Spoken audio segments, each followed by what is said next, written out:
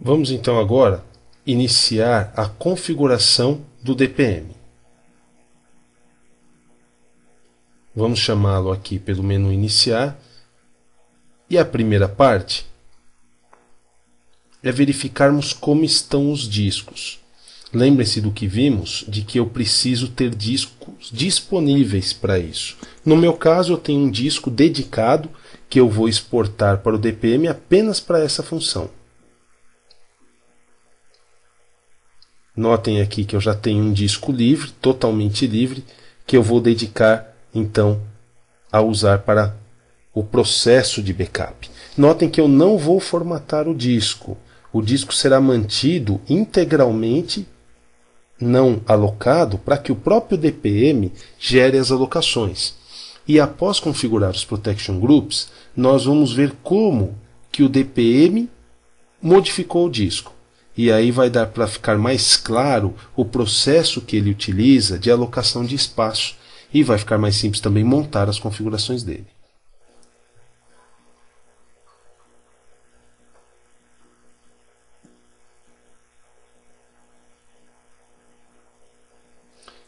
O primeiro passo, vamos aqui em Gerenciamento e vamos definir os discos onde o backup vai ser feito. Notem que até o momento eu não tenho qualquer agente, ou seja, não tenho ninguém instalado, até porque enquanto eu não definir o espaço de backup, seja ele disco ou livrarias, não posso utilizar. Vamos então aqui em Discos, e eu vou adicionar o meu espaço, adicionar o meu storage. Notem que eu tenho um disco livre, eu adiciono ele. Se eu tivesse vários discos, aqui eu poderia criar um único storage. Ok? Ok. O disco é automaticamente convertido para dinâmico, para que ele possa criar as múltiplas partições.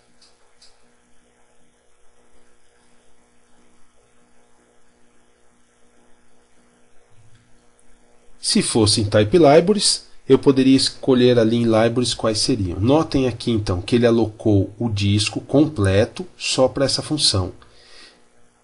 E se eu tivesse alguma Tape Library na minha máquina, eu já poderia escolher. Agora o próximo passo é verificar os agentes e também trabalhar com as opções.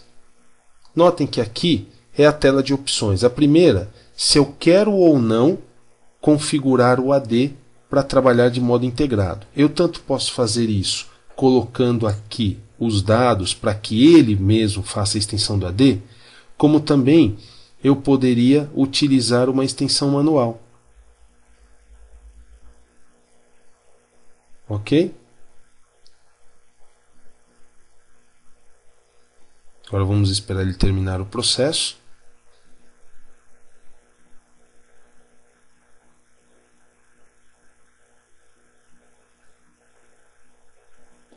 E vamos ver como eu faria isso manual.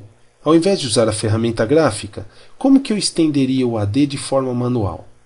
Nesse caso, eu mapearia onde está o meu CD, esse é o meu CD de instalação, e notem que aqui, na instalação do DPM, que é o meu Drive Z neste exemplo, eu vou acessar a ferramenta, o diretório onde ele foi instalado, eu tenho o diretório tanto do SQL quanto do DPM, e aqui, em End Use Recovery, vocês verão o programa DPM AD Schema Extension, que faz a extensão do AD necessária para fazer aquela integração que havíamos comentado no início dos slides, em relação a End User Recovery.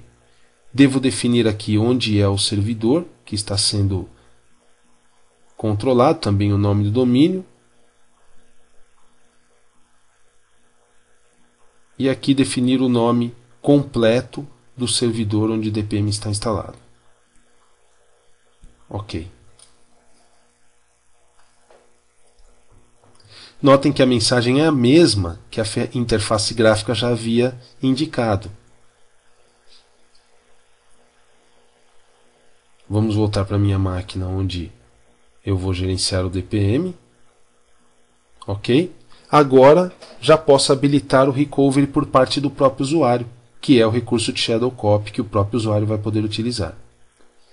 Auto-Discover. Aqui é onde eu defino se eu quero o Auto-Discover. Aqui defino os dados de um servidor de e-mail. Pode ser qualquer servidor internet.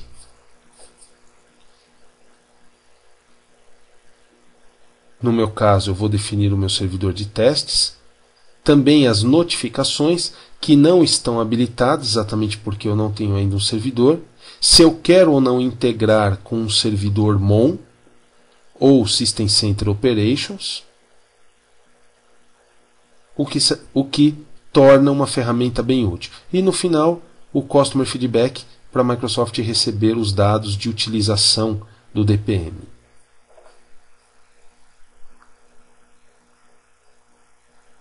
Ok. Próximo passo, vamos instalar os agentes.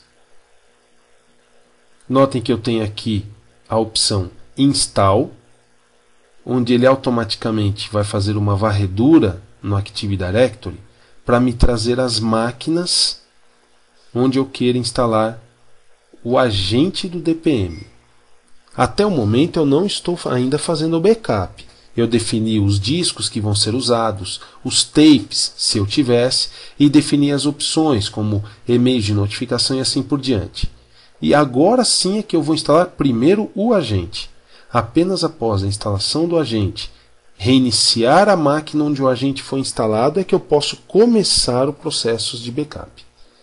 Ele achou minha máquina, vou adicionar ela.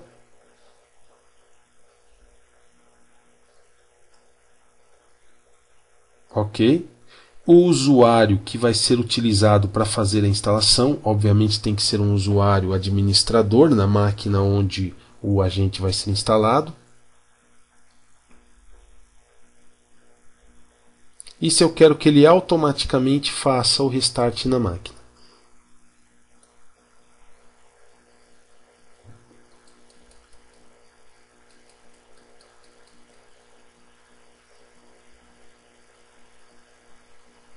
Como podemos ver, a instalação já se iniciou automaticamente, não é necessário fazer qualquer passo ou ir, apesar de ter comentado antes que no diretório de instalação do DPM há um subdiretório chamado Agents, que tem o cliente tanto 32, x64, para ser instalado nas máquinas. Agora é necessário esperar um pouco.